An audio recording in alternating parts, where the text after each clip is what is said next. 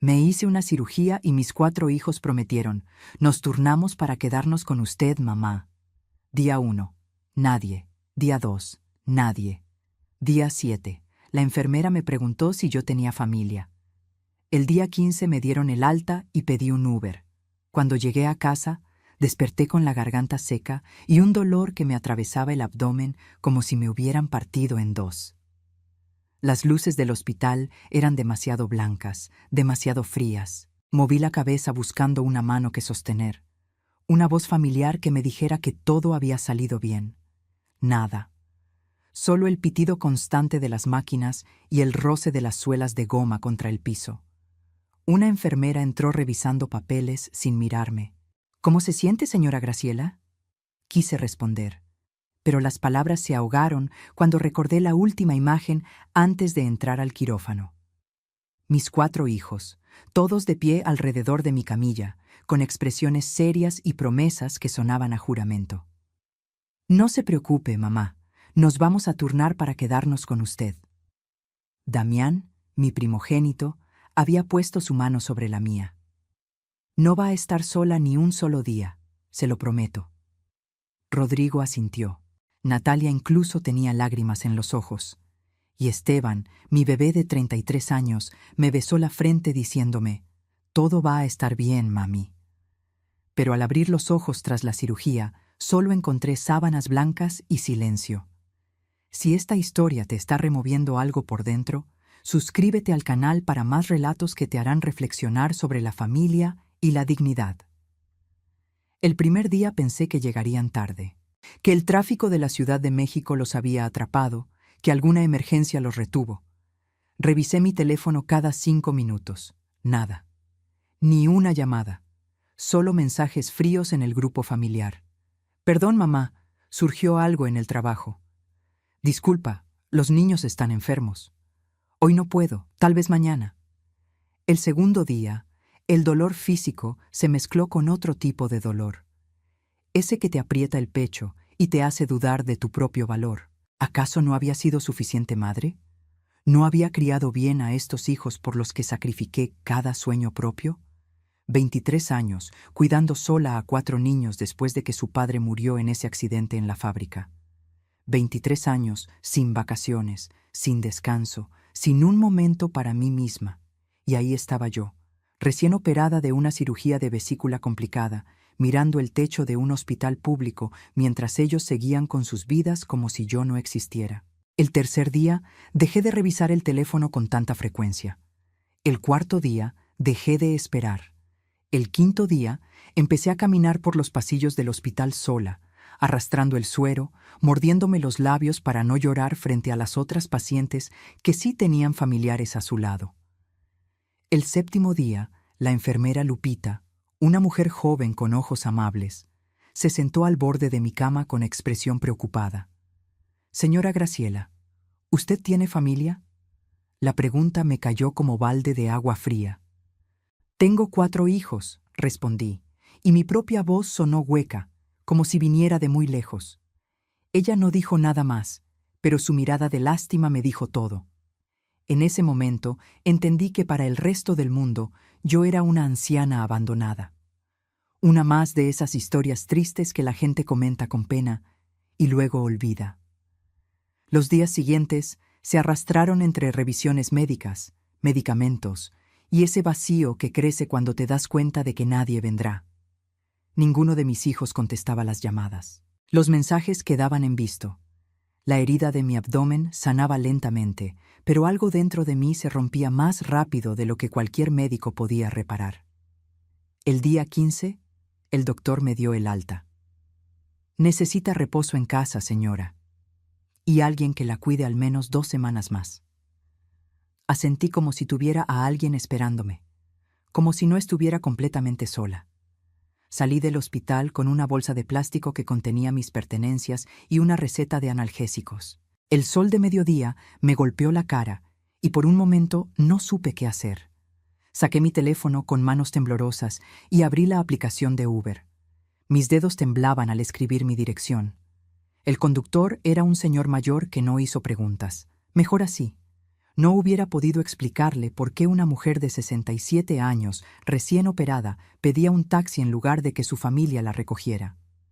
Durante el trayecto a casa, miré por la ventana las calles de Puebla que conocía de memoria. Las mismas banquetas donde enseñé a caminar a mis hijos. Las mismas esquinas donde esperábamos el camión para ir a la escuela. Todo me parecía distinto ahora, como si la ciudad misma supiera que algo en mí había cambiado para siempre. Cuando el auto se detuvo frente a mi casa, esa casa de 2 pisos con fachada color terracota que compré con el dinero del seguro de mi esposo, sentí un escalofrío. La puerta principal estaba entreabierta.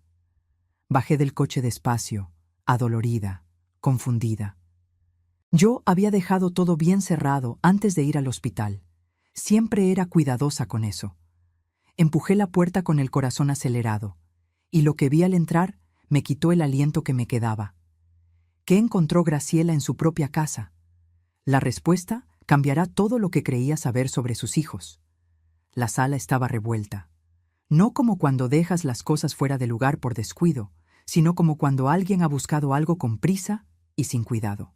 Los cojines del sofá estaban torcidos, los cajones del mueble antiguo abiertos, papeles desperdigados por el suelo. Caminé despacio. Cada paso era una punzada en mi abdomen, cada respiración un esfuerzo. ¿Hola? Mi voz sonó ridícula en mi propia casa. Nadie respondió. Avancé hacia el comedor y ahí fue donde lo noté, el espacio vacío contra la pared. La vitrina de caoba ya no estaba.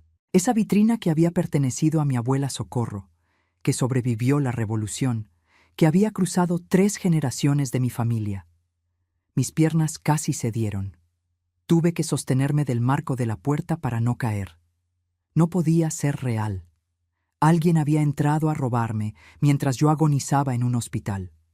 Subí las escaleras aferrándome al barandal, ignorando el dolor que me gritaba que me detuviera. Necesitaba revisar mi recámara. Necesitaba saber si también se habían llevado lo único que realmente importaba.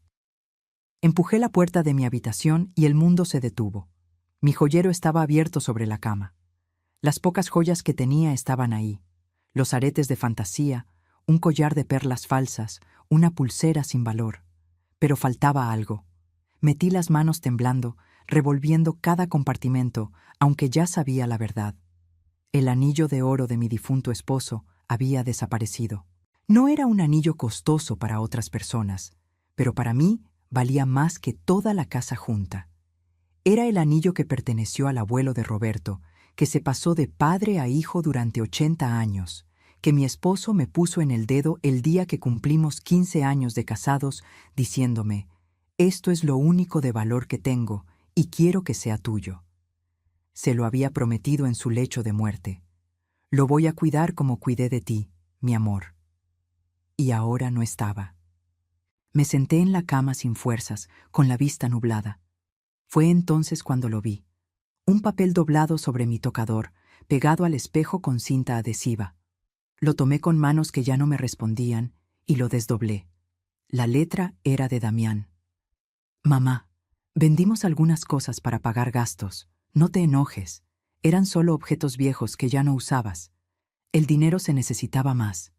Cuando te recuperes hablamos». Leí la nota 3 veces. 4, 5. Como si las palabras fueran a cambiar de significado. Como si fuera una pesadilla de la que estaba por despertar. Gastos, objetos viejos. Mi herencia familiar era objetos viejos para ellos. Los recuerdos de mi abuela, el último pedazo de mi esposo, todo reducido a mercancía vendible para solucionar sus gastos. Me miré en el espejo y casi no reconocí a la mujer que me devolvía la mirada. Tenía el rostro demacrado, ojeras profundas, el cabello gris completamente despeinado. Pero lo peor no era mi apariencia física. Lo peor era el vacío en mis ojos. La expresión de alguien que acaba de entender que ha sido traicionada por las personas que más amaba en el mundo.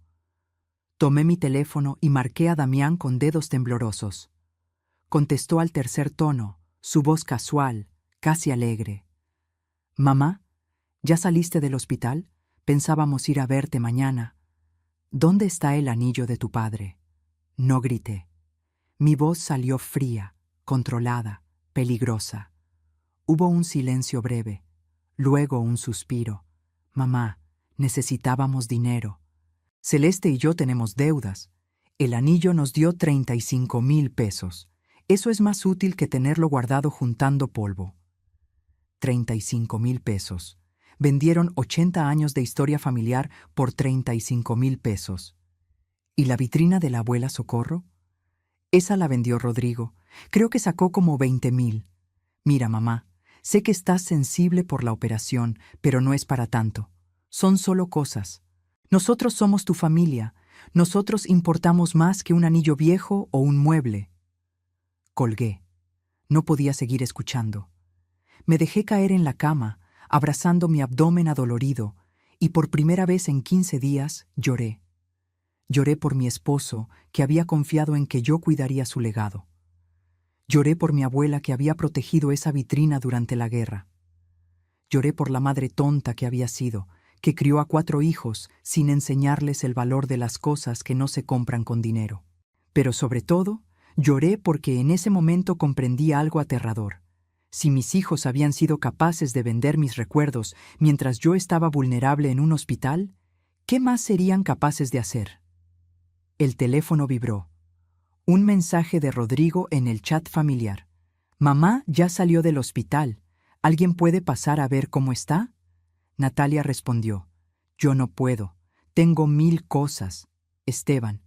Más tarde, tal vez. Damián. Ella ya está grande. Sabe cuidarse sola. Los leí todos. Cada palabra era una puñalada más certera que el bisturí del cirujano. Me quedé ahí sentada en mi cama, en mi casa saqueada, rodeada de espacios vacíos donde antes había amor y recuerdos, y supe que algo dentro de mí acababa de romperse de forma irreparable. Pero también supe algo más. No iba a quedarme como víctima llorando sobre lo perdido. Si mis hijos creían que podían tratarme como un estorbo del que podían aprovecharse, estaban a punto de conocer una versión de su madre que nunca habían imaginado. Lo que Graciela no sabía era que el robo del anillo era apenas el comienzo. Sus 4 hijos tenían un plan mucho más oscuro, y ella estaba a punto de descubrirlo. Pasé esa primera noche en casa sin dormir, mirando el techo, sintiendo cada puntada de la herida quirúrgica mezclarse con un dolor mucho peor. Al amanecer, tomé una decisión. Necesitaba entender qué estaba pasando realmente. Mis hijos no se habían convertido en ladrones de la noche a la mañana. Algo más grande estaba ocurriendo. Me levanté despacio, preparé café de olla como me enseñó mi madre. Necesitaba algo que me devolviera a mí misma. Y me senté a reconstruir mentalmente a cada uno de mis hijos. No como la madre ciega que había sido, sino como lo que debí ser siempre. Una mujer con los ojos bien abiertos. Damián. Mi primogénito de 42 años. El hijo en quien más había depositado mis esperanzas. Vendí hasta mi alianza de matrimonio para pagarle la universidad privada en administración. Él era el que iba a triunfar, el que nos iba a sacar adelante a todos. Y lo logró, supuestamente. Tenía un trabajo estable en una empresa de logística, un auto reciente, una casa en una privada de clase media. Pero algo nunca cuadró. Siempre pedía dinero prestado. Siempre tenía una emergencia. Y estaba casado con Celeste. Celeste. Esa mujer de 38 años con uñas perfectas y bolsas de marca que yo sabía que no podían pagar. Siempre con una sonrisa plástica cuando me visitaba, siempre haciéndome preguntas que en su momento me parecían inocentes. «Suegra, ¿esta casa ya está a nombre de alguien? ¿Tiene testamento? Ay, no es por nada, solo por prevenir». Las señales habían estado ahí todo el tiempo. Yo simplemente no quise verlas. Rodrigo era mi segundo hijo, 39 años, contador público. El obediente, el tranquilo, el que nunca causaba problemas. O eso creía yo. En realidad era el invisible, el que dejaba que su esposa Yanira tomara todas las decisiones. Yanira, una mujer de voz chillona y ambiciones grandes, que trabajaba en un banco y vivía obsesionada con progresar. Los había visitado hacía 2 meses y escuché sin querer una discusión.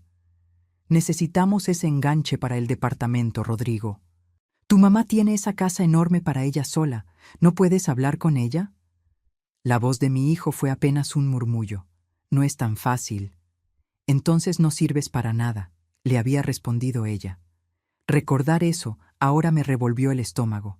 Mi hijo era un cobarde, controlado por una mujer que lo despreciaba. Luego estaba Natalia, mi única hija, 36 años, la que siempre sintió que yo prefería a sus hermanos varones. No importaba cuánto intenté demostrarle lo contrario, ella cargaba ese rencor como una piedra al cuello. Había puesto un negocio de repostería que nunca despegó. La última vez que hablamos, hacía 3 semanas, me pidió 50,000 pesos prestados para invertir en equipo nuevo. Le dije que no tenía esa cantidad.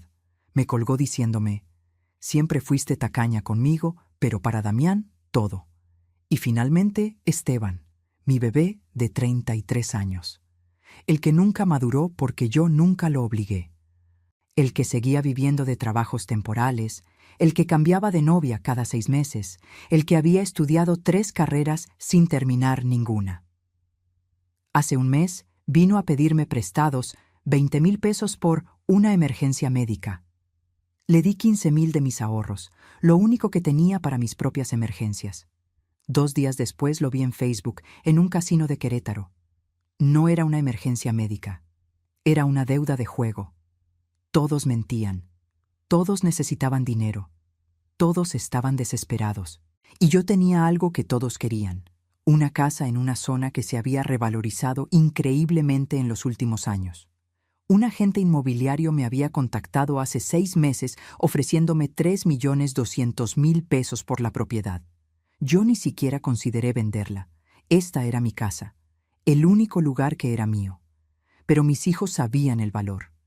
Claro que lo sabían. Terminé mi café sintiendo cómo las piezas del rompecabezas encajaban con claridad dolorosa. Las visitas casuales de los últimos meses. Las preguntas sobre documentos importantes. Damián preguntando dónde guardaba las escrituras. Rodrigo ofreciéndose a ayudarme a organizar mis papeles. Natalia diciendo que a mi edad ya debería planear las cosas por si me pasaba algo. Esteban preguntando si tenía testamento hecho. No eran visitas de hijos preocupados, eran visitas de reconocimiento. Estaban planeando algo, los 4. Y yo había sido demasiado ingenua o demasiado asustada de la soledad para verlo. Tomé mi teléfono y revisé el chat familiar. Había un mensaje nuevo de Celeste, dirigido a todos. Familia, creo que deberíamos reunirnos todos para hablar sobre mamá Graciela. Me preocupa que viva sola después de la operación. ¿Qué tal este domingo en mi casa? Los otros 3 respondieron rápido, demasiado rápido. Rodrigo. Perfecto. Natalia. Ahí estaré. Esteban. Sí, hay que hablar. Ni siquiera me habían preguntado a mí. Estaban organizando una reunión sobre mi vida, sobre mi futuro, y yo era apenas un tema de agenda. Sentí algo nuevo creciendo dentro de mí. No era tristeza, no era dolor. Era algo más peligroso, algo más frío. Era claridad absoluta mezclada con una rabia silenciosa que llevaba años dormida. Me puse de pie ignorando el dolor de la herida. Caminé hasta mi habitación y del fondo de mi closet saqué una caja de zapatos vieja. Adentro estaba la tarjeta arrugada de don Heriberto Salazar, el abogado que me ayudó con el testamento de Roberto hace 20 años. Un hombre serio, de esos que ya no existen, que nunca me cobró de más y que siempre me trató con respeto. Era hora de hacer una llamada.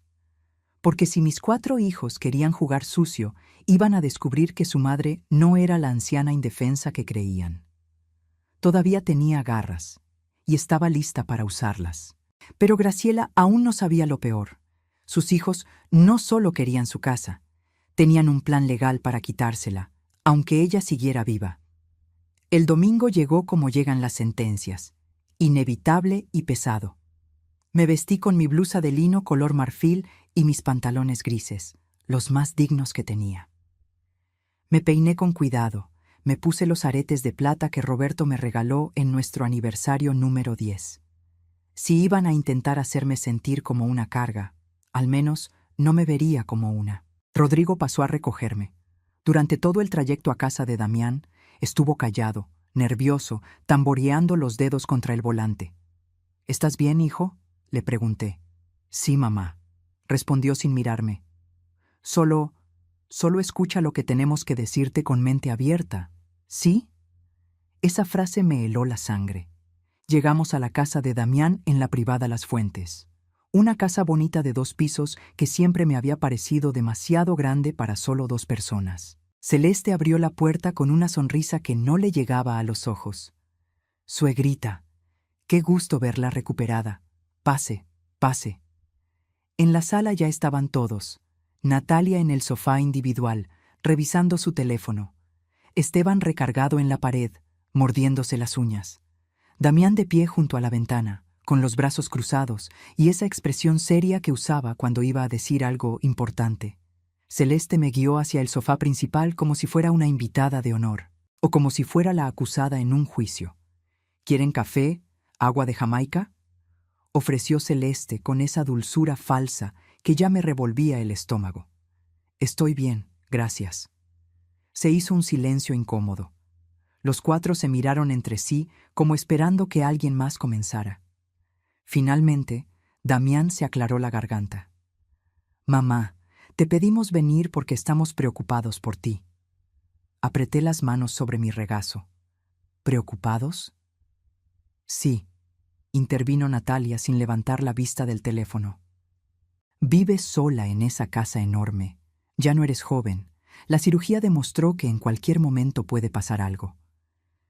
Pude haber muerto en esa cirugía, dije con voz tranquila, y ninguno de ustedes estuvo ahí.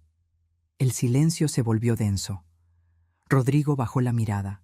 Esteban dejó de morderse las uñas. Damián apretó la mandíbula. Precisamente por eso estamos aquí, dijo Celeste, sentándose a mi lado y tomando mi mano con las suyas perfectamente arregladas. Doña Graciela, nosotros no pudimos estar ahí porque, honestamente, todos tenemos vidas muy ocupadas, trabajos, hijos, responsabilidades. No es que no la queramos, es que simplemente no podemos estar pendientes todo el tiempo. Sus palabras sonaban razonables, pero había veneno debajo. Entonces, ¿qué proponen?, pregunté, aunque ya sabía la respuesta.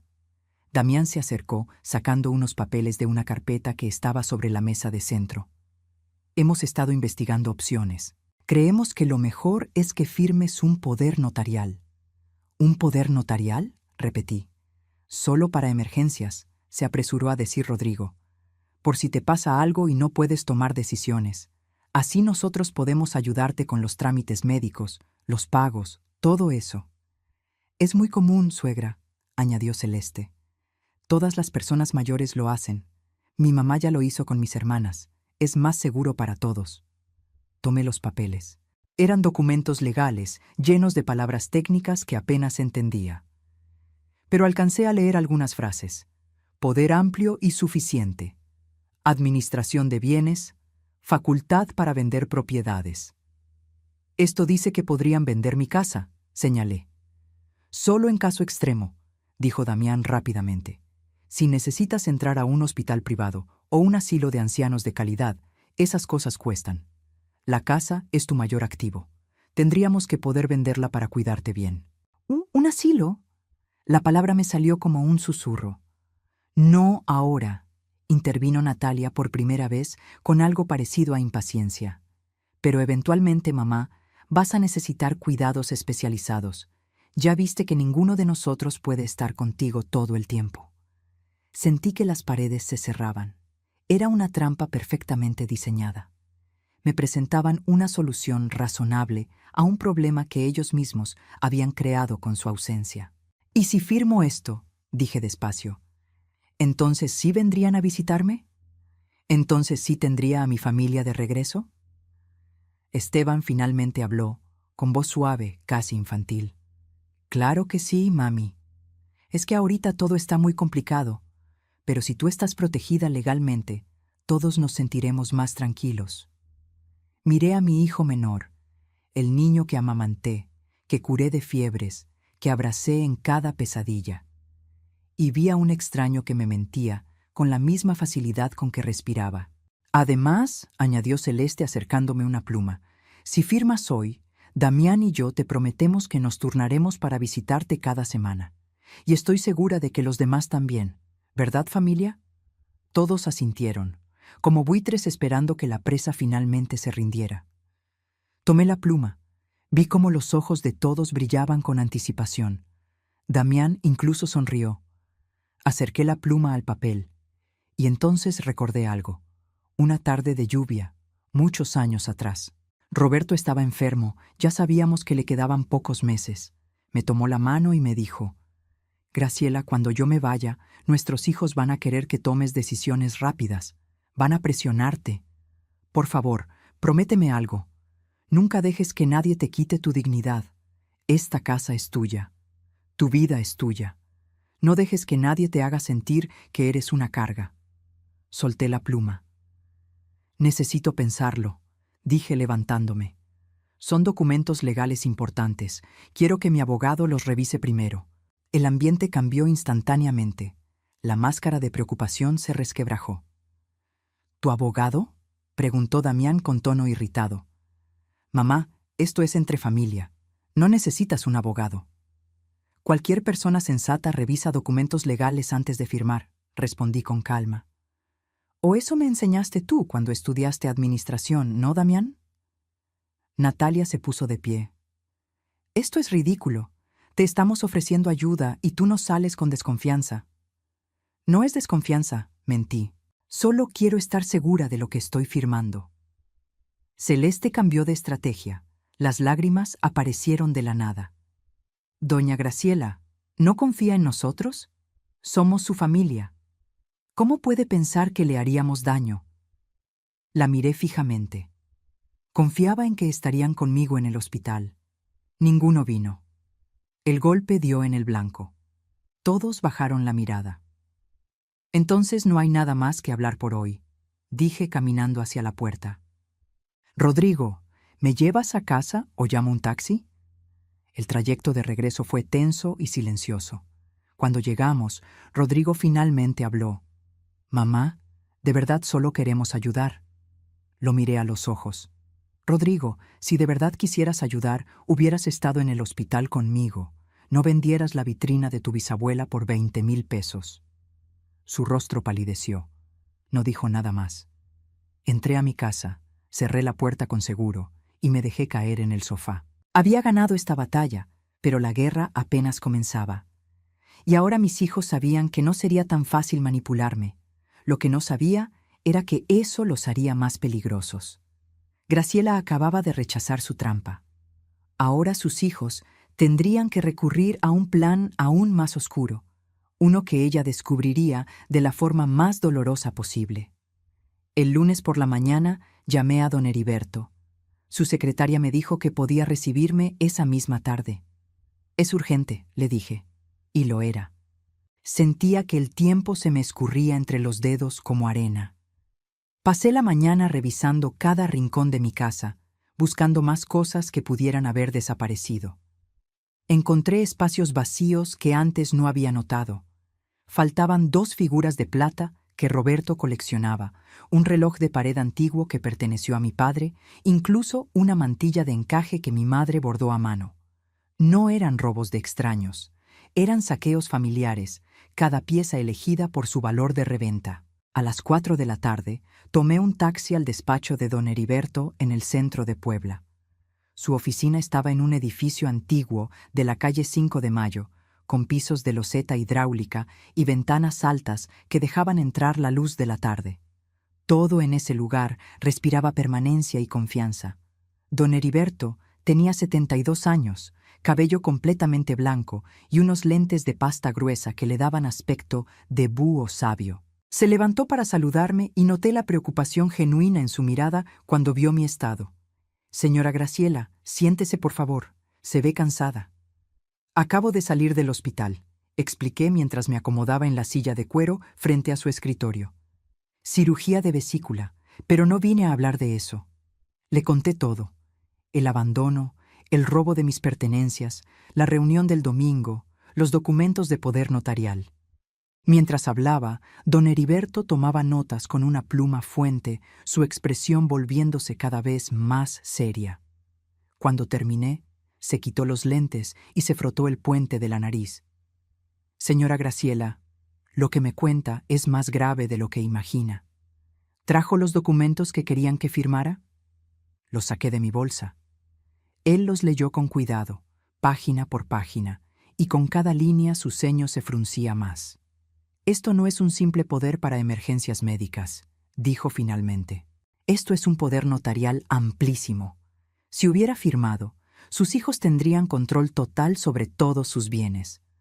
Podrían vender su casa sin su consentimiento, vaciar sus cuentas bancarias, incluso internarla en una institución contra su voluntad.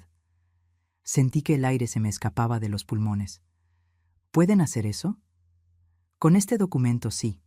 Y lo peor es que está redactado de forma que parece inofensivo. Pero los detalles técnicos son devastadores. Hizo una pausa. Señora Graciela, tengo que decirle algo más, y no será fácil de escuchar. Mi corazón se aceleró. ¿Qué cosa? Don Heriberto abrió un cajón de su escritorio y sacó una carpeta. Hace 2 meses, su hijo Damián vino a este despacho. No me reconoció porque quien lo atendió fue mi socia, la licenciada Morales. Él vino a hacer consultas sobre herencias en vida, sobre cómo una persona mayor podría transferir propiedades a sus hijos, sobre el proceso para declarar a alguien legalmente incapaz. El mundo se inclinó bajo mis pies. ¿Incapaz? Sí. Preguntó específicamente qué se necesitaba para que un juez declarara a una persona incapaz de administrar sus propios bienes por cuestiones de salud mental o física. Don Heriberto abrió la carpeta y me mostró las notas. La licenciada Morales le explicó el proceso. Se necesitan evaluaciones médicas, declaraciones de familiares, pruebas de que la persona no puede tomar decisiones por sí misma. Pero yo estoy perfectamente bien de la cabeza, dije, aunque mi voz temblaba. Eso no importa si consiguen médicos que digan lo contrario. Y créame, con dinero y las conexiones correctas, no es difícil. Se inclinó hacia adelante. Señora Graciela, sus hijos no solo quieren su casa, están planeando quitarle su autonomía completa. Me quedé en silencio, procesando. Todo encajaba con una claridad aterradora. La reunión del domingo no era solo para convencerme de firmar. Era el primer paso de un plan más grande. Si no firmaba voluntariamente, buscarían otra manera. ¿Qué más averiguó?, pregunté, porque algo en la expresión de don Heriberto me decía que había más. Él dudó, pero finalmente continuó. Hice algunas llamadas. Tengo contactos en bancos, en juzgados. No es ético, pero usted es mi clienta y me preocupa su bienestar. Sacó más papeles. Su hijo Esteban tiene deudas registradas en el buró de crédito por 180,000 pesos, principalmente con casas de apuestas en línea y préstamos personales con intereses altísimos. 180,000 pesos. Mi hijo menor estaba hundido hasta el cuello. Natalia, continuó don Heriberto, tiene un negocio de repostería que está técnicamente en quiebra. Debe 3 meses de renta de su local, tiene proveedores sin pagar y una demanda pendiente de Hacienda por evasión fiscal. Estamos hablando de unos 250,000 pesos en deudas totales. Cada cifra era una puñalada. Rodrigo y su esposa Yanira solicitaron un crédito hipotecario hace un mes para comprar un departamento en una zona nueva de la ciudad. El banco se los aprobó condicionado a que dieran un enganche de 400,000 pesos. No lo tienen. Ya se comprometieron con el vendedor y si no pagan en 3 semanas, pierden un anticipo de 50,000 pesos que ya dieron. Y Damián, dije con voz hueca, sabiendo que lo peor vendría al final. Don Heriberto asintió gravemente. Damián y Celeste tienen deudas de tarjetas de crédito por 300,000 pesos, pagos atrasados de su auto, y hace 6 meses pidieron un préstamo a una financiera de esas irregulares, de las que cobran el doble si no pagas a tiempo. Deben 120,000 pesos y los intereses están corriendo. Hice los cálculos mentales. Entre los 4, mis hijos debían más de 1 millón de pesos, y mi casa valía 3.200.000. Todos necesitan dinero urgentemente, murmuré. Todos están desesperados. Exactamente. Y usted es su solución. Don Heriberto cerró la carpeta. Señora Graciela, entiendo que son sus hijos. Entiendo que esto debe doler de una manera que no puedo imaginar. Pero necesita protegerse. Ya. ¿Qué me recomienda? Primero, cambiar su testamento inmediatamente. Segundo, actualizar los beneficiarios de cualquier cuenta bancaria o seguro. Tercero, considerar vender la casa y mudarse a un lugar donde ellos no la encuentren fácilmente. No voy a huir de mis propios hijos, dije con firmeza sorprendente. Esta es mi casa. La compré con el dinero del seguro de Roberto. La mantuve trabajando de costurera durante años. Es mía. Entonces tenemos que ser más astutos que ellos. Don Heriberto se reclinó en su silla, pensativo. ¿Tiene a alguien en quien confíe? ¿Alguien fuera de sus hijos? Pensé en mi sobrina Leonor, la hija de mi hermana Magdalena, que murió de cáncer hace 7 años. Leonor había sido como una hija para mí. Trabajaba como enfermera, era madre soltera de 2 niños, y siempre, siempre me había tratado con respeto y cariño. Me visitaba cada mes sin falta, me llamaba cada semana solo para saber cómo estaba. Mi sobrina Leonor, dije, ¿confía en ella completamente? Con mi vida. Bien, entonces vamos a hacer lo siguiente. Don Heriberto empezó a escribir. Vamos a crear un nuevo testamento donde Leonor sea la principal beneficiaria de la casa. También vamos a establecer un fideicomiso con instrucciones claras. Si alguien intenta declararte incapaz o internarte contra tu voluntad, automáticamente todo pasa a Leonor y a una fundación benéfica que tú elijas. ¿Una fundación? Para ancianos abandonados. Será su legado, señora Graciela, y será la mejor venganza, que sus hijos sepan que su avaricia no solo les costó su herencia, sino que ayudó a personas que ellos trataron de crear. Por primera vez en días, algo parecido a una sonrisa tocó mis labios. Me gusta esa idea. Hay algo más, añadió don Heriberto. Sus hijos van a intentar algo pronto. Están desesperados. Necesitamos estar preparados. Necesitamos evidencia de sus verdaderas intenciones. ¿Cómo? Dejándolos creer que tienen ventaja. Se quitó los lentes y me miró fijamente. Señora Graciela, ¿estaría dispuesta a actuar? Lo que don Heriberto le propuso a Graciela era arriesgado. Pero era la única manera de descubrir hasta dónde estaban dispuestos a llegar sus propios hijos. Salí del despacho de don Heriberto con un plan, pero también con un peso en el pecho que apenas me dejaba respirar. Tenía que actuar como si nada hubiera cambiado, como si siguiera siendo la madre ingenua y confiada de siempre. Pero por dentro, algo se había endurecido, algo que nunca volvería a ser blando. Los siguientes días fueron extraños.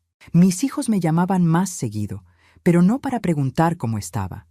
Era para pasar a visitarme, para ayudarme con cosas de la casa, para seguir presionando sutilmente sobre los documentos. Yo los recibía con té y galletas, fingiendo que consideraba su propuesta, diciéndoles que necesitaba más tiempo. El viernes por la tarde estaba en la cocina preparando arroz, cuando escuché mi teléfono vibrar sobre la mesa. Era una llamada entrante de Damián. No contesté a tiempo, pero no colgó. La llamada seguía activa. Entonces escuché voces, muchas voces. Mi hijo había llamado sin querer, o el teléfono se había activado en su bolsillo. Lo que fuera, ahora podía escuchar todo. «Estás siendo necia», era la voz de Damián, clara y frustrada. Ya van 2 semanas desde la reunión y sigue con que su abogado tiene que revisar los papeles. «Tu mamá nunca fue tonta del todo», respondió Celeste. «Por eso hay que cambiar de estrategia». Me quedé paralizada con el teléfono pegado a la oreja. Estaban en altavoz. Podía escuchar el eco de un lugar cerrado, probablemente el auto de Damián. «¿Y qué propones?», era la voz de Rodrigo. «Lo que te dije la semana pasada», respondió otra voz femenina. «Yanira». Si no firma por las buenas, la declaramos incapaz. Conseguimos un psiquiatra que certifique que tiene demencia senil, que no puede vivir sola. ¿Y cómo vamos a hacer eso?, preguntó Esteban. Mamá está bien de la cabeza. No importa, dijo Damián con tono frío, práctico. Rodrigo, tu amigo Octavio es psiquiatra, ¿no? El que te debe ese favor. Sí, pero... pues úsalo.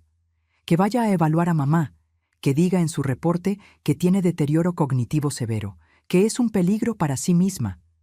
Con eso y las firmas de los 4, un juez firma la incapacidad en una semana. Mi mano empezó a temblar tanto que casi dejó caer el teléfono. ¿Y luego qué?, preguntó Natalia. Por primera vez, su voz sonaba insegura. ¿De verdad vamos a internarla en un asilo? No es un asilo, es una residencia, corrigió Celeste con tono paciente, como si le hablara a una niña. Hay unas muy decentes por 30,000 pesos al mes.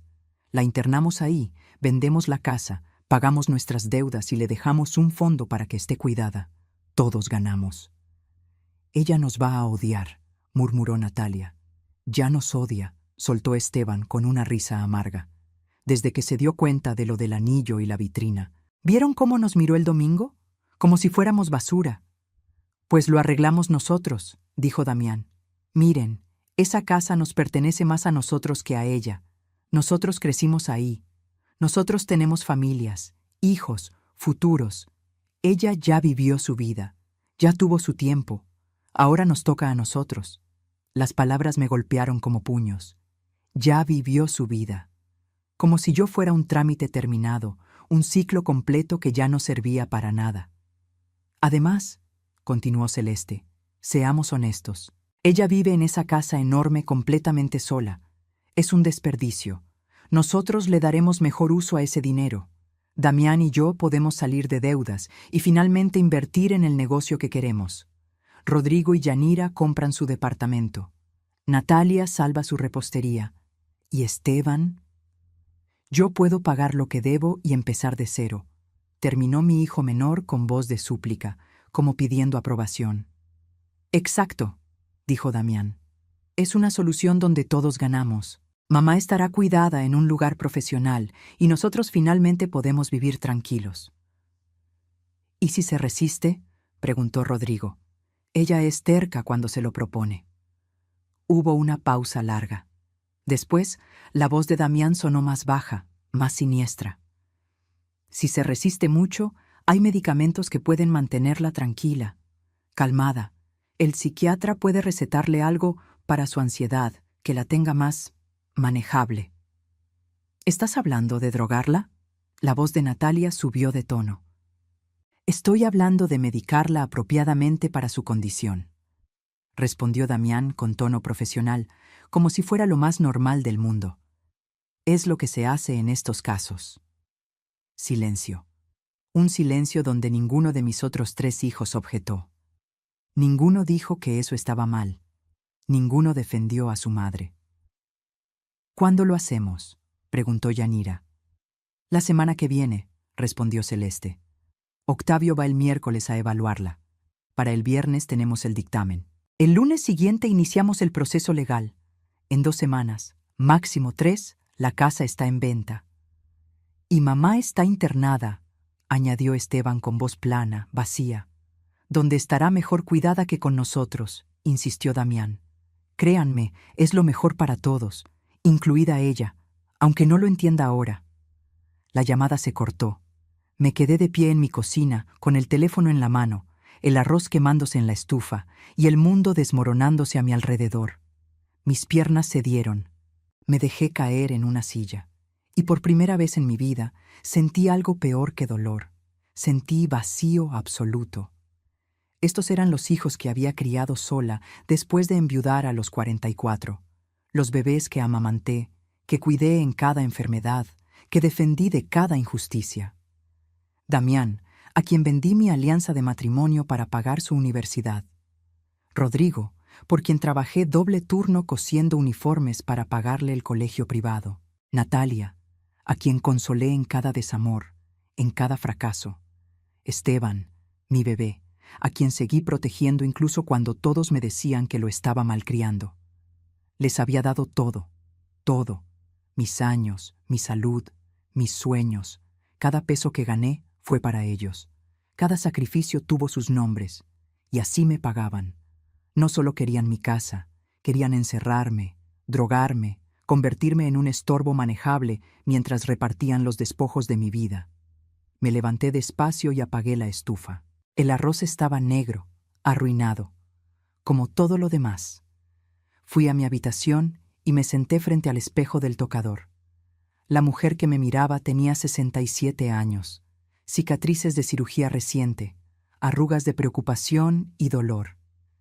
Pero también tenía algo nuevo en los ojos, algo duro, algo peligroso. Tomé mi teléfono y busqué la grabación de la llamada. Ahí estaba. 17 minutos de audio perfectamente claro. Las voces de mis 4 hijos planeando mi destrucción. Sentí algo extraño crecer en mi pecho. No era tristeza. Ya había agotado todas mis lágrimas. Esto era diferente. Era claridad absoluta mezclada con determinación de acero. Marqué a don Heriberto. Contestó al segundo tono. «Señora Graciela, ¿está bien?» «No», respondí con voz sorprendentemente calmada. «Pero voy a estarlo. Necesito que venga a mi casa mañana temprano. Tengo una grabación que debe escuchar, y necesito que preparemos todo lo que discutimos. Ya no podemos esperar más». «¿Qué pasó?» «Mis hijos acaban de mostrarme quiénes son realmente, y yo voy a mostrarles quién soy yo». Esa noche no dormí. Me quedé sentada en la sala, en la oscuridad, con la grabación en mi teléfono y una claridad mental que no había tenido en años. Mis hijos habían cometido un error. Creyeron que era débil. Creyeron que mi amor de madre me haría ciega y obediente. Pero se olvidaron de algo importante. Antes de ser su madre, yo era Graciela Mendoza. La mujer que sobrevivió a la pobreza. La que crió 4 hijos sola. La que convirtió dolor en fortaleza una y otra vez. Si querían guerra, tendrían guerra, pero sería en mis términos, y esta vez ganaría yo. Graciela ya no era la víctima, ahora era la estratega, y su plan para recuperar su dignidad apenas estaba comenzando. Don Heriberto llegó a mi casa a las 8 de la mañana del sábado. Traía consigo a la licenciada Morales, su socia, una mujer de unos 50 años con mirada inteligente y modales directos que me cayeron bien de inmediato.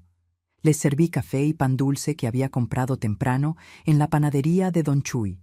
Necesitaba mantener las apariencias de normalidad. Luego puse el teléfono sobre la mesa y reproduje la grabación. Vi cómo sus expresiones cambiaban conforme escuchaban. Don Heriberto apretaba la mandíbula. La licenciada Morales tomaba notas rápidas, subrayando frases específicas. Cuando terminó, el silencio en mi cocina era denso como niebla. «Esto es oro puro», dijo la licenciada Morales finalmente. «Es evidencia directa de conspiración para cometer fraude, intento de despojo y hasta podríamos argumentar intento de secuestro. Con esta grabación, cualquier intento legal de ellos queda destruido». «Pero no quiero destruirlos», dije, y ambos abogados me miraron sorprendidos. «Quiero que aprendan. Quiero recuperar mi dignidad y quiero que entiendan lo que hicieron. Pero no quiero verlos en la cárcel». Don Heriberto asintió lentamente. «Entonces necesitamos un plan más sutil, más devastador emocionalmente que legalmente». «Exactamente», dije. «Quiero que sientan lo que yo sentí. Quiero que pierdan lo que creyeron ganado. Y quiero que sea por sus propias acciones, no por las mías». Durante las siguientes 2 horas diseñamos el plan. Era arriesgado, requería que yo actuara de forma convincente, pero era perfecto. Haría que mis hijos revelaran su verdadera naturaleza ante testigos, ante autoridades, ante ellos mismos. «¿Está segura de que puede hacer esto?», preguntó la licenciada Morales. «Va a requerir que actúe como si estuviera perdiendo la memoria, como si estuviera confundida. Va a ser doloroso fingir debilidad». «He fingido estar bien durante semanas mientras me desangraba por dentro», respondí. Puedo fingir estar mal durante unos días si eso me devuelve mi vida. Firmamos los nuevos documentos ese mismo día. El testamento quedó modificado. La casa iría a Leonor y una parte sustancial a una fundación que crearíamos para ancianos abandonados por sus familias. Los beneficiarios de mis cuentas bancarias cambiaron. Todo quedó protegido, blindado legalmente. Ahora viene lo difícil, dijo don Heriberto. Tiene que llamar a sus hijos y actuar como si algo estuviera mal. Tiene que plantarles la semilla de que su plan está funcionando. Esa tarde llamé a Damián. Dejé que el teléfono sonara varias veces antes de contestar, como si me costara trabajo encontrarlo. «Bueno», dije con voz ligeramente confundida. «¿Mamá? Soy Damián». «¿Damián? Ah, sí, hijo. ¿Cómo estás?» Hice una pausa. «Perdón, ¿ya habíamos hablado hoy?» Silencio del otro lado. Podía sentir sus engranajes mentales girando. «No, mamá, no hemos hablado. ¿Estás bien?» Sí, estoy bien. Solo que no recuerdo si tomé mi medicina esta mañana. Dejé las pastillas en algún lado y no las encuentro». Dejé salir una risa nerviosa. La verdad es que últimamente olvido muchas cosas. El otro día no recordaba dónde guardé las escrituras de la casa. Qué tontería, ¿verdad? Otro silencio. Este más largo, más calculador. ¿Las escrituras? ¿Las de la casa? Sí, esas. Las necesitaba para... Bueno, ya ni recuerdo para qué las necesitaba. Suspiré. Ay, hijo, creo que tienes razón. Tal vez sí necesito ayuda con estas cosas.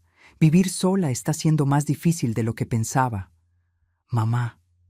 La voz de Damián cambió. Se volvió más suave, más interesada. ¿Quieres que vaya a verte? Puedo pasar mañana, ayudarte a buscar tus papeles, organizarte las medicinas. ¿Mañana es domingo?, pregunté como si no lo supiera. Sí, mamá, mañana es domingo. Ah, bueno, sí, ven si quieres. Voy a hacer pozole. Hice una pausa. O era mañana cuando iba a hacer pozole. No me acuerdo. No te preocupes, mamá. Voy a las 11. Descansa. Colgué y respiré profundo. La trampa estaba puesta. Al día siguiente llegaron los 4. No solo Damián, todos. Claramente él había llamado a sus hermanos para contarles sobre mi confusión. Venían con expresiones de preocupación que habrían sido convincentes si yo no hubiera escuchado esa grabación. Los recibí en bata de casa, con el cabello sin peinar, arrastrando un poco las pantuflas. Había dejado papeles regados en la mesa, tazas de café sin lavar en diferentes partes de la sala, todo para crear la imagen de desorden mental. Hijos, qué sorpresa que vengan todos, dije con sonrisa vaga. ¿Es algún día especial? ¿Es mi cumpleaños? No, mamá, dijo Natalia sentándose a mi lado. Tu cumpleaños es en marzo, estamos en noviembre. Ah, claro, noviembre. Asentí como si acabara de recordarlo. ¿Ya comieron? Hice arroz, pero creo que se me quemó. ¿O fue ayer que se me quemó? No estoy segura. Los vi intercambiar miradas, miradas de oportunidad. Mamá, Rodrigo se arrodilló frente a mí. ¿Has estado tomando tus medicinas? Creo que sí, aunque a veces olvido. Hay tantas. Me toqué la frente. Y luego no sé si ya las tomé o si solo pensé en tomarlas.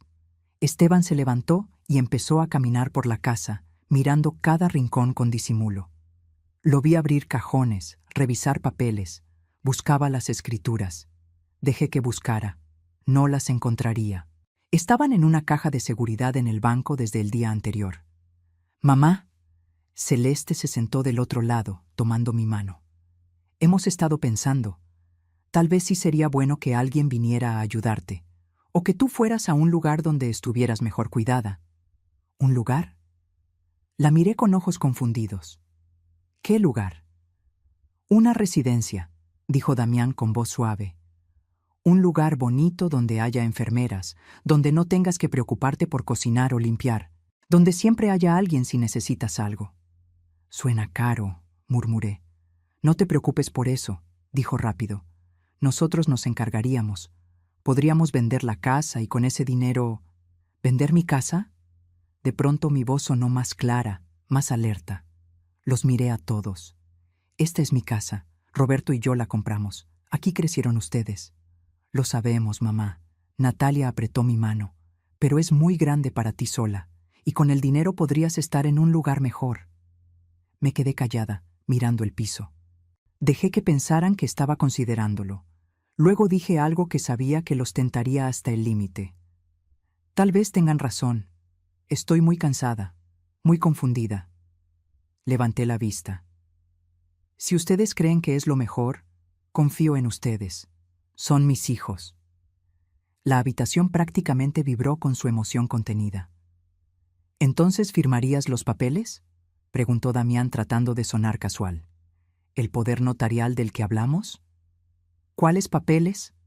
Incliné la cabeza. Los que te mostramos hace 2 semanas, los del poder. No recuerdo eso, dije suavemente, pero si ustedes dicen que es importante, supongo que puedo firmar.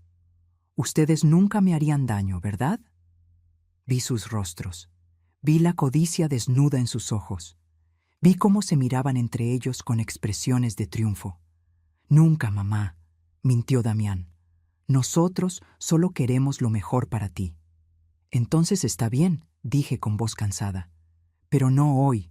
Estoy muy cansada hoy. Tal vez otro día. Claro, mamá. Celeste me palmoteó la mano. Otro día. Pronto. Cuando se fueron, me quedé sentada en el mismo lugar durante 20 minutos. Luego me levanté, me peiné, me lavé la cara y llamé a don Heriberto. Ya mordieron el anzuelo, le dije. Ahora hay que preparar la siguiente fase. ¿Está lista para lo que viene?, preguntó. Más que lista, respondí. Voy a hacer que mis hijos enfrenten exactamente lo que son. Y voy a hacerlo frente a todas las personas que necesitan verlo. Mi metamorfosis estaba completa. Ya no era Graciela la madre abnegada. Ahora era Graciela la estratega. Y mi siguiente movimiento los dejaría a todos sin aliento. Graciela había preparado el escenario perfecto. Pero para que su plan funcionara, necesitaba que sus hijos dieran el paso final, y lo darían muy pronto. El miércoles llegó como estaba planeado. A las 3 de la tarde sonó el timbre. Era Rodrigo acompañado de un hombre delgado de unos 50 años, con bata blanca y maletín negro. El doctor Octavio Miranda, el psiquiatra amigo que iba a certificar mi supuesta demencia. Lo que mis hijos no sabían era que don Heriberto había hecho sus propias gestiones. En mi sala, escondida detrás de un marco de fotos, había una cámara diminuta. En el jarrón de la entrada, un micrófono. Todo perfectamente legal porque era mi casa y yo había dado mi consentimiento.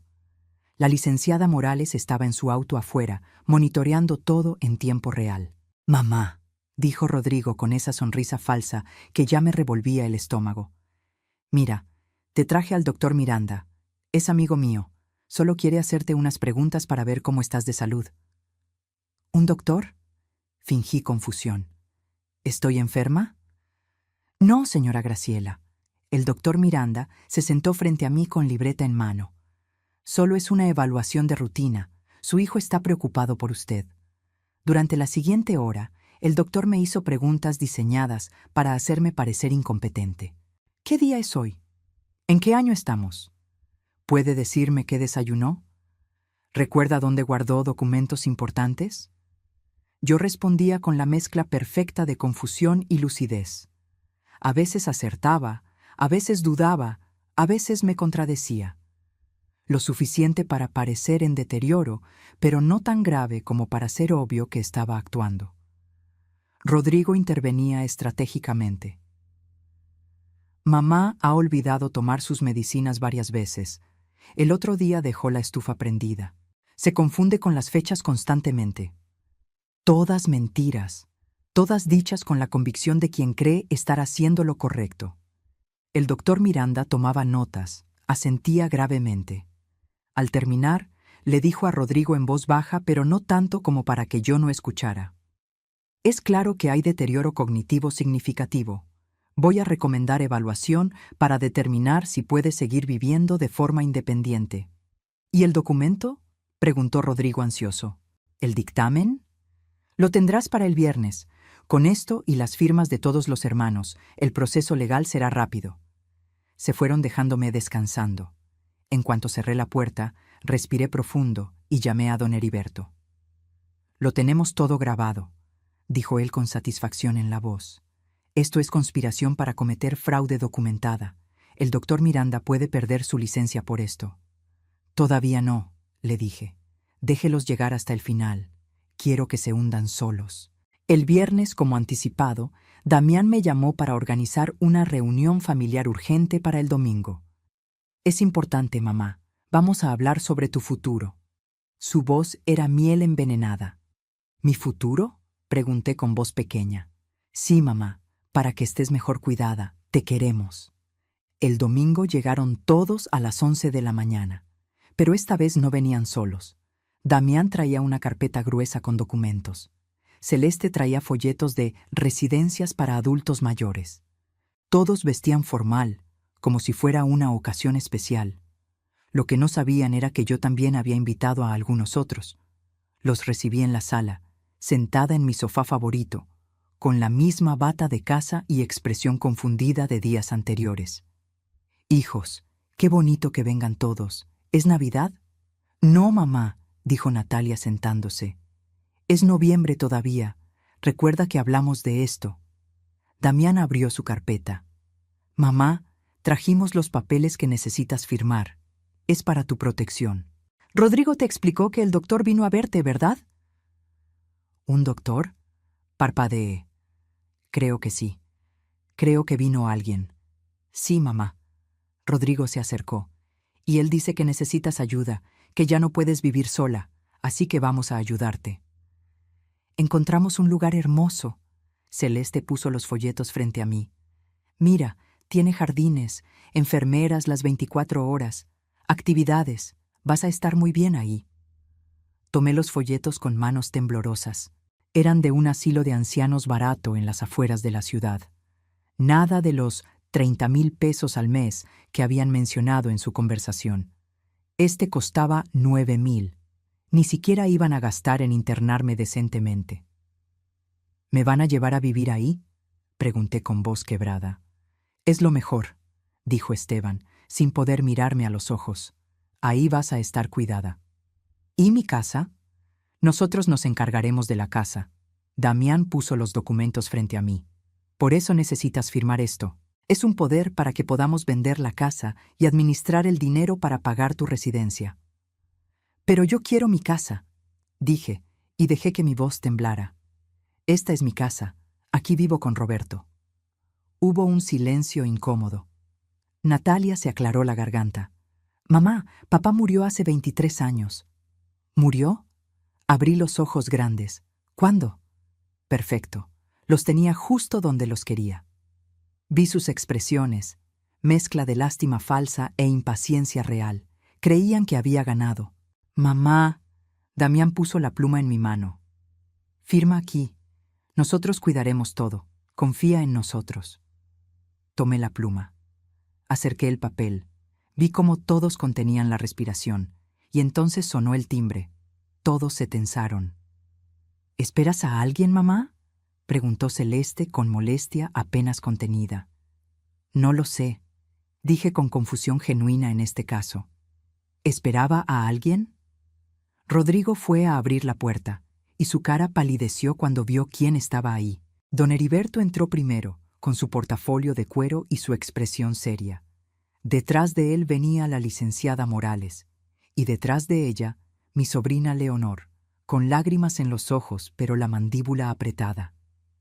«¿Qué está pasando aquí?», preguntó don Heriberto con voz que retumbó en la sala. «¿Y usted quién es?».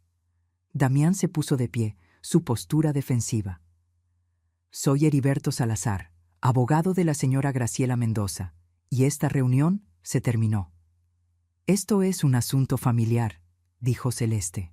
«No tiene nada que ver con usted. Tiene todo que ver conmigo cuando están intentando cometer fraude contra mi clienta», respondió la licenciada Morales, sacando su propia carpeta. «Tenemos documentado cada paso de su plan para despojar a la señora Graciela de sus bienes mediante engaños y falsificación de documentos médicos». El color abandonó las caras de mis 4 hijos. «No sé de qué habla», tartamudeó Damián. «¿No?» Don Heriberto sacó su teléfono. Tal vez esto les refresque la memoria. Y reprodujo la grabación. Esa llamada del viernes pasado donde planeaban todo.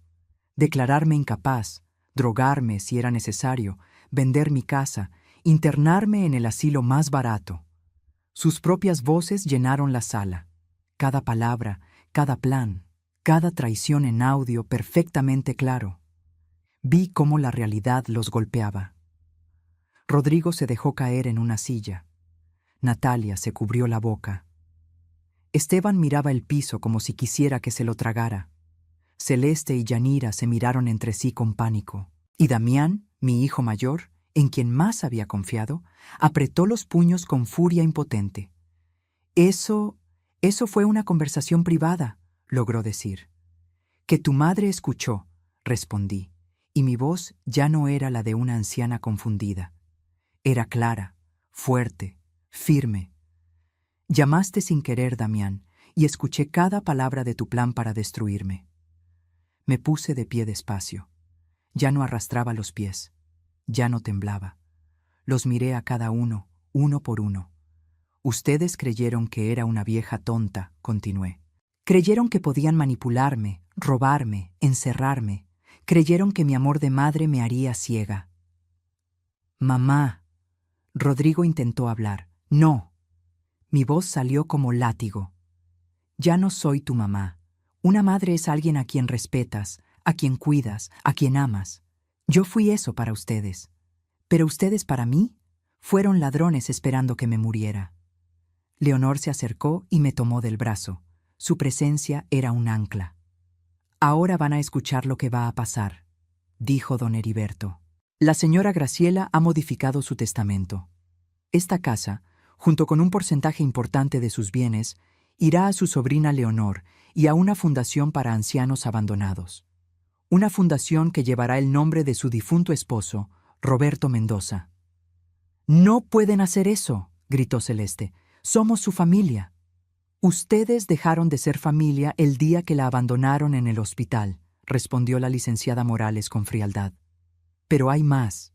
Tenemos documentadas todas sus acciones, el robo del anillo y la vitrina, la conspiración con el doctor Miranda, quien por cierto ya está siendo investigado por el Colegio de Médicos, y el intento de fraude mediante documentos falsos. Podríamos presentar cargos criminales», continuó don Heriberto, «pero la señora Graciela, en su infinita generosidad, ha decidido no hacerlo». Los 4 me miraron con mezcla de alivio y confusión. «Sin embargo», añadí yo, «hay condiciones. Las condiciones que Graciela estaba a punto de imponer cambiarían todo, y sus hijos finalmente entenderían el precio real de la traición». El silencio en mi sala era tan denso que podía cortarse con cuchillo.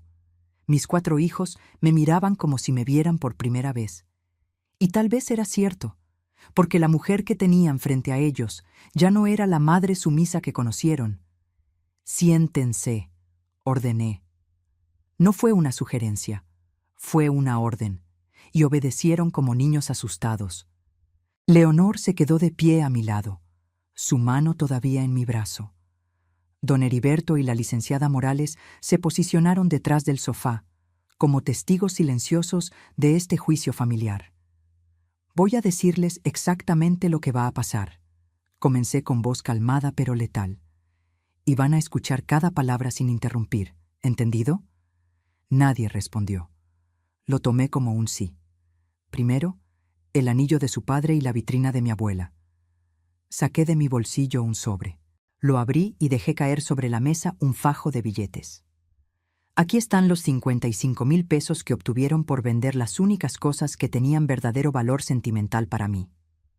Don Heriberto se encargó de rastrear las ventas y recuperar el dinero de sus cuentas. Damián abrió la boca para protestar, pero don Heriberto levantó una mano. «Todo legal. La señora Graciela presentó las denuncias correspondientes. Ustedes vendieron propiedades robadas. Técnicamente, podrían enfrentar cargos. Pero no lo harán», continué, porque yo no voy a denunciarlos, no porque no lo merezcan, sino porque no quiero que mis nietos crezcan visitando a sus padres en la cárcel. Vi cómo esa mención a mis nietos los golpeaba. Natalia comenzó a llorar silenciosamente. Segundo, esta casa. Caminé hacia la ventana y miré hacia la calle donde había jugado con ellos cuando eran niños. Esta casa que compramos su padre y yo con el dinero de su seguro de vida. Esta casa que mantuve trabajando hasta que me sangraban los dedos de tanto coser. Esta casa donde los crié a los 4. Esta casa ya no será de ustedes. Mamá, por favor, empezó Esteban. Mi testamento, lo interrumpí, establece claramente que al morir, el 60% del valor de esta casa irá para Leonor, quien ha sido más hija para mí en estos últimos años que ninguno de ustedes. El 40% restante irá a la Fundación Roberto Mendoza para ancianos abandonados. Damián se puso de pie de golpe. Eso es injusto. Nosotros somos tus hijos biológicos. Siéntate, Damián. Mi voz cortó el aire. Porque todavía no termino. Se sentó despacio, la rabia contorsionándole el rostro. Además de eso, saqué otro papel de mi bolsillo. Don Heriberto preparó un documento muy interesante. Se llama Declaración de Intención Vital.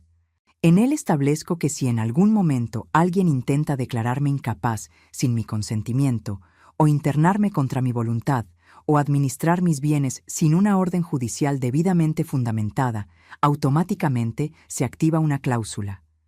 Todo, absolutamente todo, pasa de inmediato a Leonor y a la Fundación. Ustedes quedan fuera completamente, sin un peso, sin nada. La licenciada Morales agregó: este documento está registrado ante notario y tiene copias en 3 instituciones bancarias diferentes. Es impugnable solo con mi muerte o con evidencia médica de múltiples especialistas independientes. El doctor Miranda ya no podrá ayudarlos.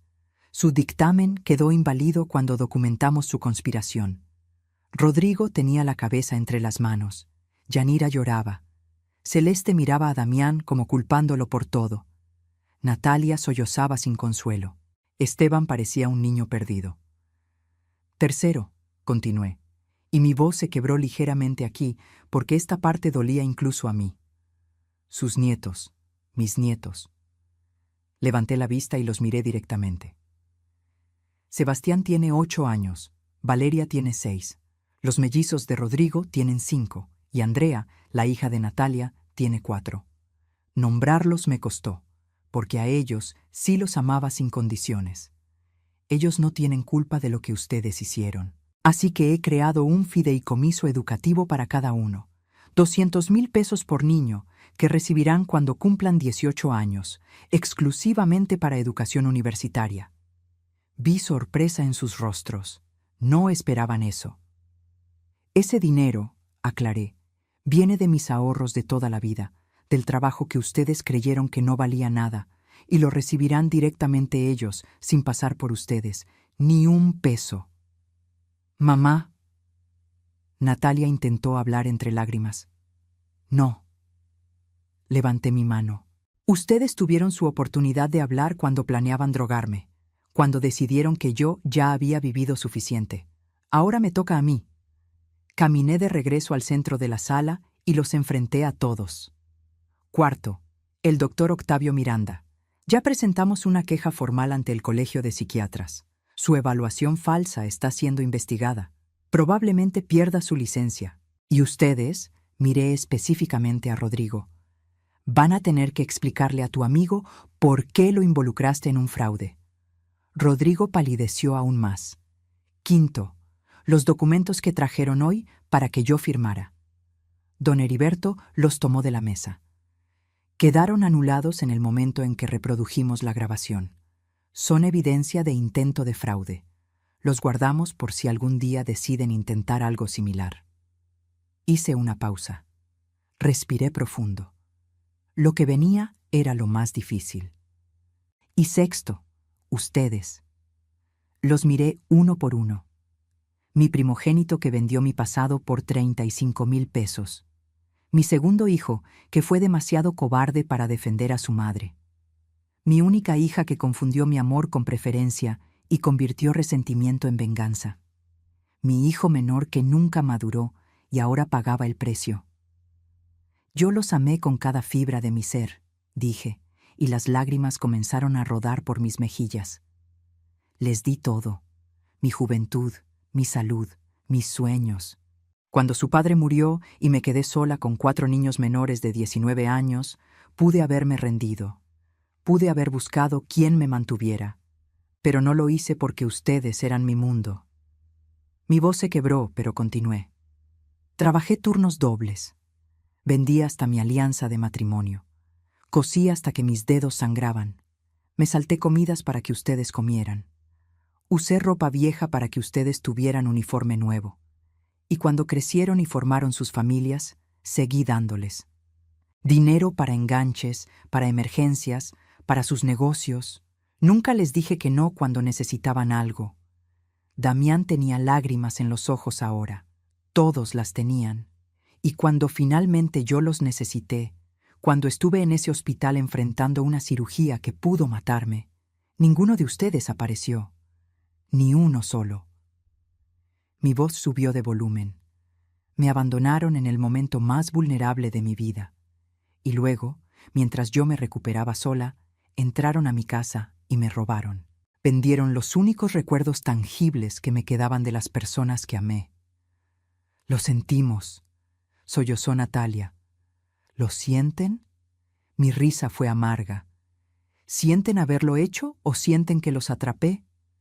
Nadie respondió. La respuesta estaba clara en sus caras avergonzadas.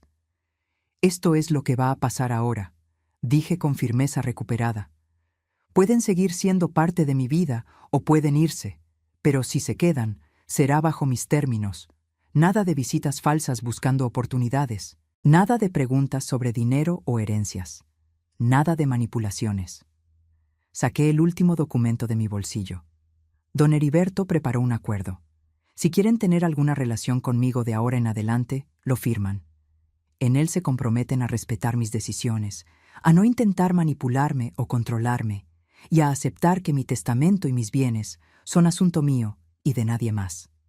¿Y si no firmamos?, preguntó Damián con voz ronca. Lo miré directo a los ojos. Entonces no vuelven a poner un pie en esta casa, no vuelven a llamarme, y cuando yo muera se enterarán por el periódico. El peso de esas palabras cayó sobre ellos como lápida. Tienen una semana para decidir, dije. Don Heriberto les enviará copias del acuerdo. Si firman, podemos intentar reconstruir algo. No será lo mismo, nunca volverá a ser lo mismo. Pero tal vez, con años de esfuerzo genuino de su parte, podamos tener algún tipo de relación. Me acerqué a la puerta y la abrí. Ahora váyanse. Todos. Necesito descansar. Y necesito que esta casa vuelva a sentirse como mi hogar, no como un campo de batalla. Uno por uno se levantaron. Celeste y Yanira salieron rápido, sin mirar atrás. Esteban se detuvo frente a mí, con lágrimas rodando por su cara. Mamá, yo. Pero no encontró las palabras, solo bajó la cabeza y salió. Rodrigo me miró con ojos rojos. Perdóname. Fue todo lo que dijo antes de irse. Natalia se detuvo y me abrazó. Yo no le devolví el abrazo. Toda mi vida creí que no me querías, susurró. Y ahora entiendo que siempre me quisiste. Fui yo quien no supo verlo. La solté suavemente. Tienes una semana, Natalia. Damián fue el último, mi primogénito, el niño en quien deposité tantas esperanzas. Se paró frente a mí con el orgullo destrozado. Creí que estaba haciendo lo correcto, dijo con voz quebrada. Creí que te estaba protegiendo. No, Damián, respondí con cansancio infinito. Creíste que estabas protegiendo tu herencia. Hay una diferencia enorme. Se fue sin decir más. Cerré la puerta y me apoyé contra ella. Las lágrimas que había contenido finalmente salieron. Leonor me abrazó mientras yo lloraba. Lo hiciste bien, tía, susurró. Fue lo correcto. ¿Por qué duele tanto hacer lo correcto?, pregunté entre sollozos.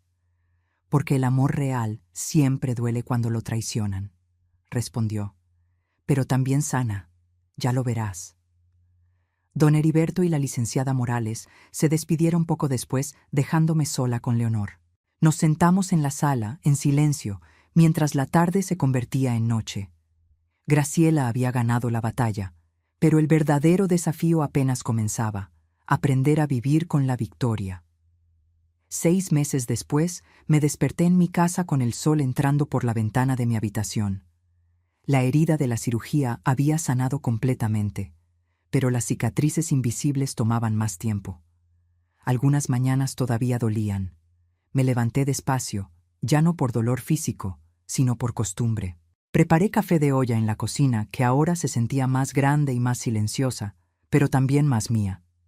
Mientras el aroma llenaba el espacio, recordé cómo había sido esa primera mañana después de la confrontación. El vacío. La sensación de haber ganado una guerra pero perdido una familia. Excepto que no la había perdido toda. Leonor venía a visitarme 2 veces por semana. Sus hijos, mis sobrinos nietos de 7 y 9 años, llenaban la casa de risas los domingos. Ellos no cargaban el peso de la traición ni las expectativas. Solo traían amor simple, honesto, sin condiciones. Y luego estaban mis propios nietos. De mis 4 hijos, solo Natalia firmó el acuerdo. Lo hizo después de 3 días de la fecha límite.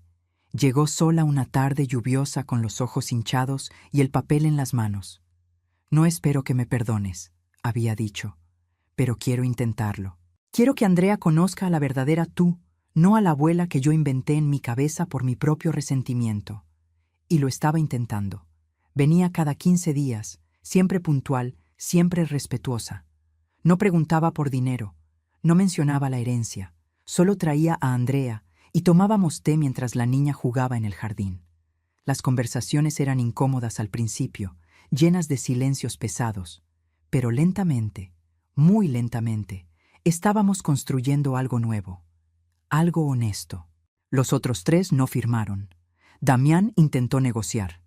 Envió mensajes diciendo que el acuerdo era demasiado severo, que necesitaba términos más justos. Don Heriberto le respondió que no había negociación posible.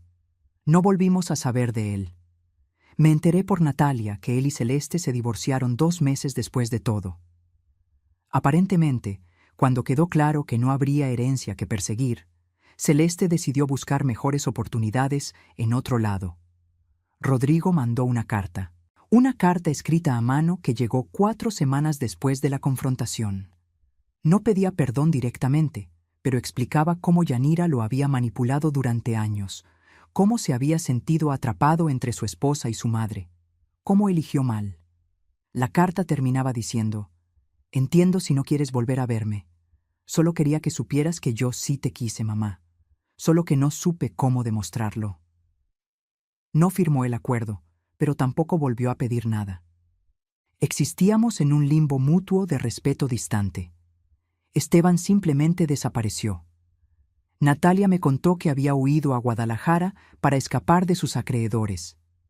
Cada tanto me llegaban noticias de terceros, que estaba trabajando en un restaurante, que había conocido a alguien que seguía apostando. Era como tener un hijo fantasma, presente en mi memoria pero ausente de mi vida. Y extrañamente, con el tiempo, esa ausencia dolió menos. Caminé hacia mi estudio, la habitación que había convertido en oficina de la fundación. Sobre el escritorio había pilas de solicitudes, cartas de agradecimiento, fotografías de ancianos que ahora recibían ayuda gracias a la Fundación Roberto Mendoza. Habíamos ayudado a 17 personas en estos 6 meses, ancianos abandonados en hospitales sin familia, abuelos desalojados de sus propias casas por hijos codiciosos, personas de la tercera edad que necesitaban apoyo legal para proteger sus bienes. Cada historia era un espejo de la mía, y cada vez que ayudábamos a alguien, sentía que la traición de mis hijos adquiría un significado más grande. Su egoísmo había sembrado semillas de protección para otros. Leonor manejaba la parte administrativa de la fundación con eficiencia y corazón. Don Heriberto ofrecía servicios legales pro bono 2 días al mes.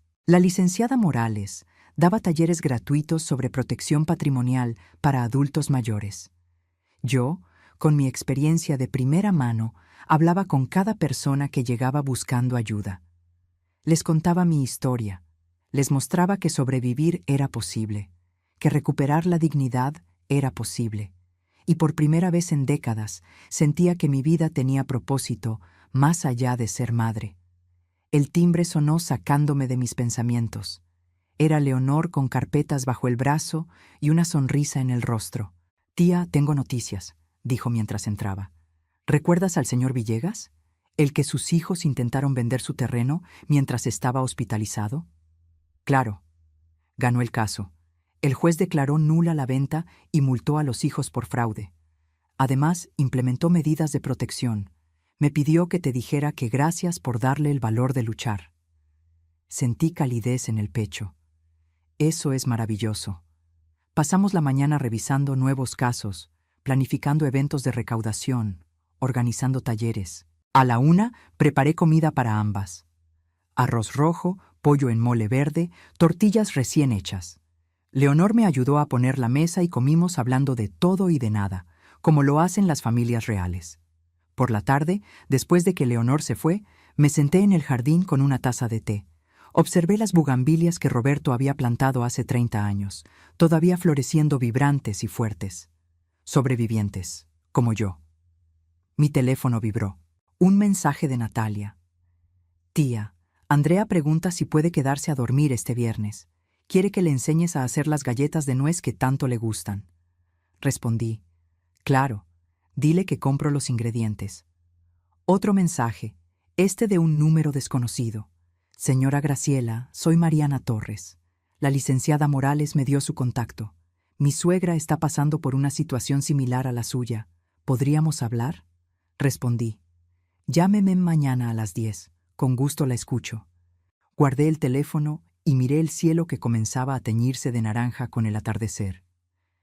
Pensé en Roberto, en cómo habría manejado él todo esto. Probablemente con menos teatro y más directa acción legal. Pero creo que estaría orgulloso de mí de todas formas. Orgulloso de que finalmente aprendí a no dejar que nadie me quitara mi dignidad. Pensé en mis hijos, en el amor que sentí por ellos cuando nacieron, en los sacrificios que hice sin dudarlo, en las esperanzas que deposité en ellos. Todo eso había sido real. No era un error amar profundamente. El error fue amar sin límites, sin esperar reciprocidad, sin exigir respeto. Ahora entendía que el amor de madre no debía ser incondicional al punto de la autodestrucción, que poner límites no era dejar de amar, era amarse a una misma lo suficiente para no permitir el abuso. ¿Los extrañaba? Sí. Algunas noches todavía lloraba por el Damián de 8 años que se subía a mi cama durante las tormentas, por el Rodrigo de 12 que me ayudaba a coser en las noches cuando los pedidos se acumulaban, por la Natalia adolescente que me peinaba y decía que quería ser como yo, por el Esteban pequeño que decía que cuando creciera me compraría una casa más grande. Pero esos niños ya no existían. Habían crecido y elegido su camino, y yo tenía que elegir el mío. Entré a la casa cuando el sol se ocultó completamente. Preparé una cena ligera. Vi un programa de televisión que me gustaba. Me di un baño largo con sales aromáticas que me regaló Leonor. Cosas simples que antes me habrían parecido egoístas, pero que ahora entendía eran autocuidado necesario. Antes de dormir, abrí el cajón de mi buró donde guardaba la fotografía de Roberto y los niños. Todos sonrientes, todos juntos, en un tiempo cuando la inocencia todavía era posible. La miré durante largo rato. «Lo hice, mi amor», susurré a la foto. «Defendí lo nuestro, defendí mi dignidad.